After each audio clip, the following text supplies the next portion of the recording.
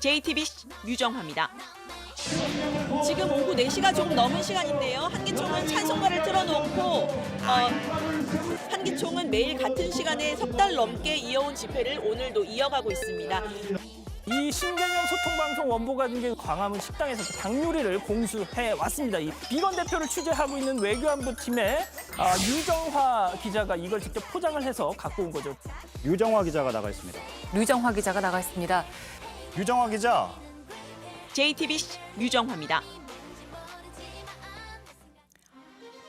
네, 한국과 일본 모두 오늘 지소미아 종료를 선언하지 않았습니다. 그야말로 조용히 연장되는 분위기입니다. 지소미아는 1년 단위로 연장하고 협정을 끝내려면 만료 90일 전에 통보를 해야 하는데 이 시한이 바로 오늘 매년 8월 24일입니다.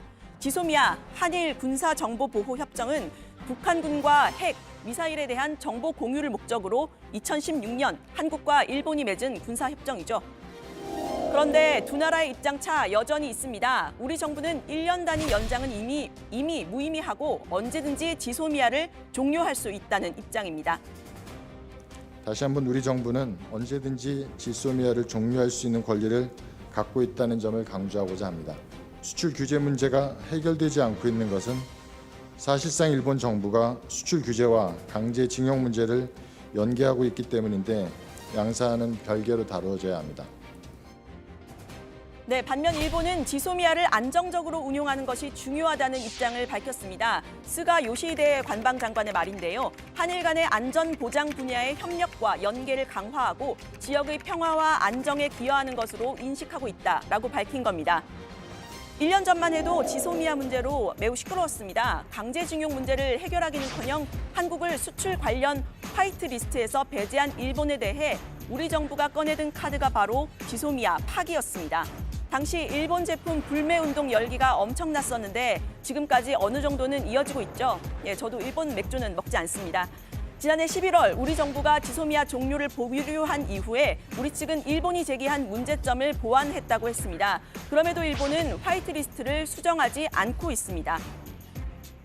일측이 수출 규제 사유로 제시한 조건을 우리가 모두 충족했음에도 일측은 여전히 우리에 대한 수출 규제 조치를 유지하면서 비협조적 태도를 고수하고 있습니다. 일측이 하루속히 수출 규제 조치를 원상 복귀시킬 것을 계속 촉구하면서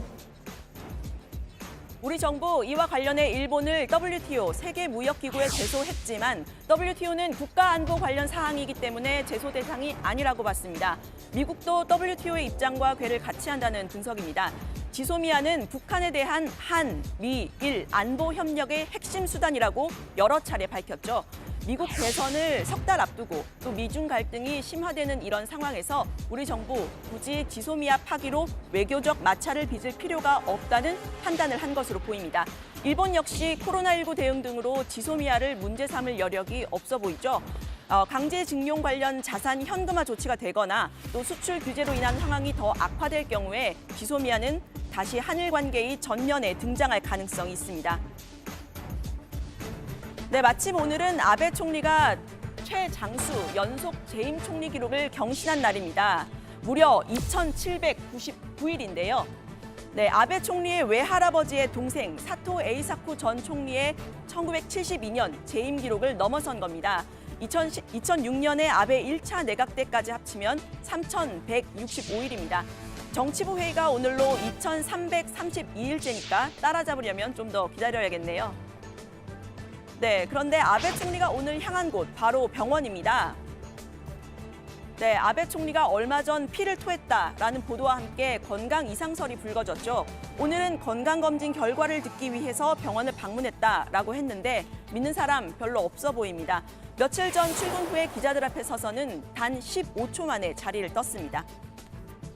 総理よろしくお願いします。体調管理に万全を期すために、先般おとといですね、検査を受けました。これから再び仕事に復帰して、頑張っていきたいと思います。ありがとうございました。総理、さらに休養を進める声もありますがいかがでしょうか。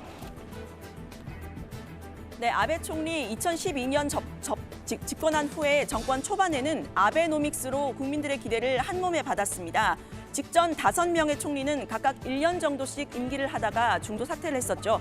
후쿠시마 원전 사태를 극복하겠다는 의지를 강하게 밝히면서 또 도쿄올림픽까지 유치하기도 했습니다. 바로 이 장면 기억하실 겁니다. 네, 그런데 지금 아베 총리에 대한 여론조사, 국민 50%가 사퇴해야 된다고 했습니다. 즉각 사퇴해야 된다는 여론이 26%, 또 연내 사임해야 된다는 여론이 24%입니다. 지지율이 떨어진 가장 큰 계기, 바로 코로나19에 대한 대응이겠죠. 코와 입을 겨우 가리는 아베노 마스크는 조롱거리가 됐고, 또 고투 트래블이라고 여행을 장려했다가 고투 트러블, 코로나 확산만 더 됐습니다. 경제 상황도 녹록지 않은 데다가 1년 연기된 도쿄올림픽도 제때 개최될지 미지수입니다. 아베 총리가 지난 2007년 1차 내각 당시 1년 만에 사임한 것도 건강 문제 때문이었습니다. 당시 기능성 위장 장애라고 공식적으로 밝혔습니다. 아베 총리는 20대 때부터 대장염을 앓은 것으로 알려져 있습니다.